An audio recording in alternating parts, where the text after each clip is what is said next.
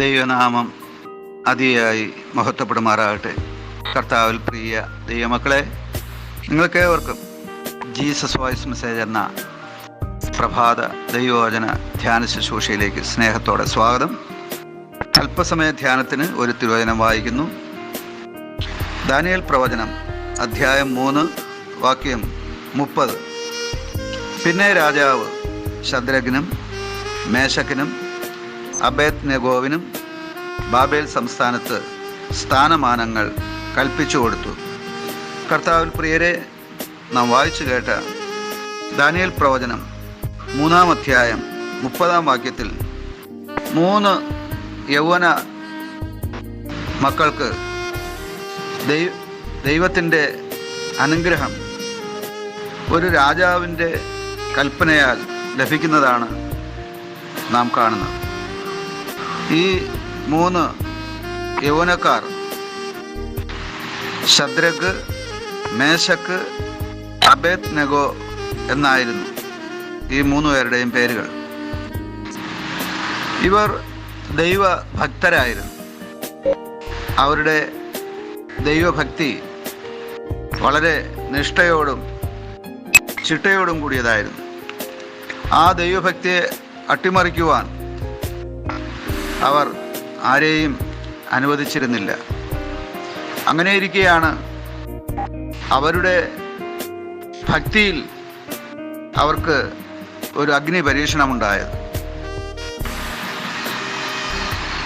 ഈ 3 പേരുടെ ഭക്തിയിൽ, ദൈവവിശ്വാസത്തിൽ അസൂയ പൂണ്ട ചിലർ ആ വിഷയം രാജാവിനോട് അറിയിക്കുകയും രാജാവിൻ്റെ കൽപ്പനയാൽ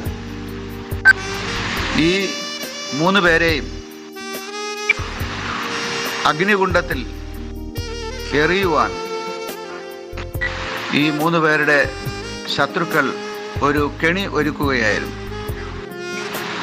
ആ കെണിയിൽ ഈ 3 പുരുഷന്മാരും വീഴുവാനിടയായി. അഥവാ അഗ്നി പരീക്ഷയിൽ അവർ വീഴുവാനിടയായി. രാജാവിൻ്റെ കൽപ്പനയാൽ ഇതാ 3 പേരും കൈകാലുകൾ കെട്ടപ്പെട്ടവരായി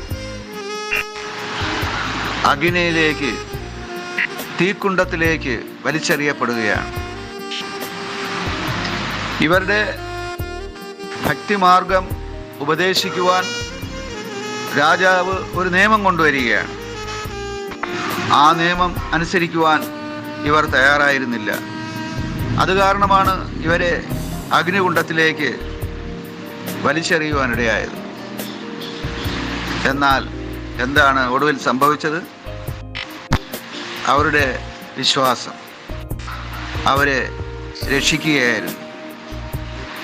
4-മനായി തീയുടെ മധ്യത്തിൽ ദൈവം ഇറങ്ങി വന്ന് ആ അഗ്നിയിൽ ആ 3 യൗവനക്കാരുടെ തലമുടി പോലും കത്തിപ്പോകാതെ വണ്ണം സൂക്ഷിക്കുകയായിരുന്നു. ദൈവം അവരോട് കൂടെ ഉണ്ടായിരുന്നു. അവരെ അഗ്നികുണ്ഡത്തിൽ നിന്ന് രക്ഷിച്ചു, വിടുവിച്ചു എന്ന് മാത്രമല്ല, നാം വായിച്ചു കേട്ട വചനത്തിൽ നാം കാണുന്നത്, ആ ദേശത്തിലെ രാജാവിനെ കൊണ്ട് ദൈവം ഈ 3 പുരുഷന്മാർക്ക് ആ ദേശത്ത് ഒരു പ്രൊമോഷൻ കൽപ്പിച്ചു കൊടുക്കുകയാണ്. സ്ഥാനമാനങ്ങൾ കൽപ്പിച്ചു കൊടുക്കുകയാണ്. അഗ്നി പരീക്ഷയിലൂടെ കടന്നുപോയ ശേഷം വലിയ സ്ഥാനമാനങ്ങൾ ഈ 3 പേർക്കും ലഭിക്കുകയാണ്. ഈ 3 സ്ഥാനമാനങ്ങൾ വലിയ അധികാരങ്ങളും പദവികളും ആയിരിക്കാം. അതെപ്പോഴാണ് അവർക്ക് ലഭിച്ചത്? അഗ്നി പരീക്ഷയിലൂടെ കടന്നുപോയതിന് ശേഷം.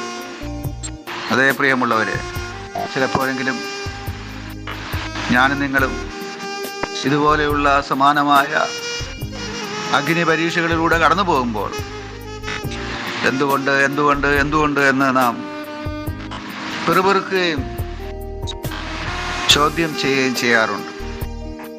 നമ്മെ ഉയർത്തുവാൻ നമ്മെ അനുഗ്രഹിക്കുവാൻ, നമുക്കൊരു പുതിയ പ്രൊമോഷൻ നൽകുവാൻ, പുതിയ സ്ഥാനമാനങ്ങൾ നൽകുവാൻ, പുതിയ അനുഗ്രഹങ്ങളും ആശീർവാദങ്ങളും നൽകുവാൻ ഒരുപക്ഷെ ദൈവം ഒരുക്കുന്ന പദ്ധതികളാവും ഓരോ അഗ്നിപരീക്ഷകളും. ആമേൻ, ആമേൻ.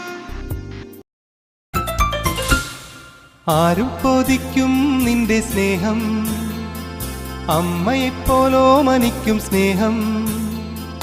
ആരും കൊതിക്കും നിന്റെ സ്നേഹം, അമ്മയെപ്പോലോ മനിക്കും സ്നേഹം.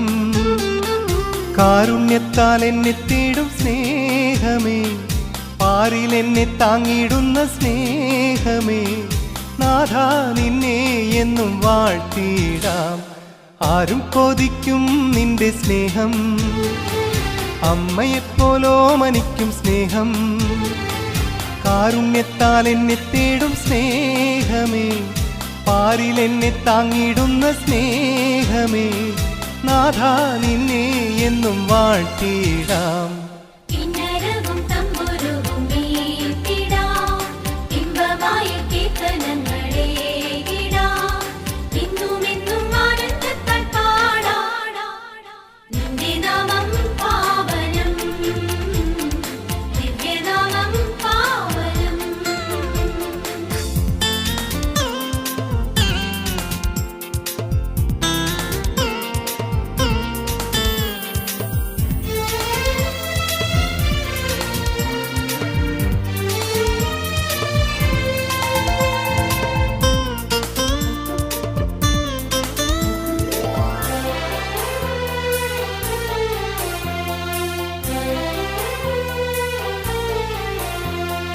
എന്നെ പേരു ചൊല്ലി വിളിച്ചു നീ, നിന്റെ മാറിൽ ചേർത്തു നീ.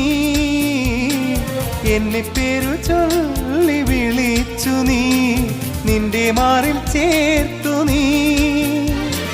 ഉള്ളിനുള്ളിൽ വചനം പകർന്നു നീ, നിന്റെ പുണ്യപാത തെളിച്ചു നീ.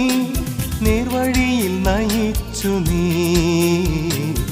ഈശോയേ പാലകനേ, ഈശോയേ പാലകനേ.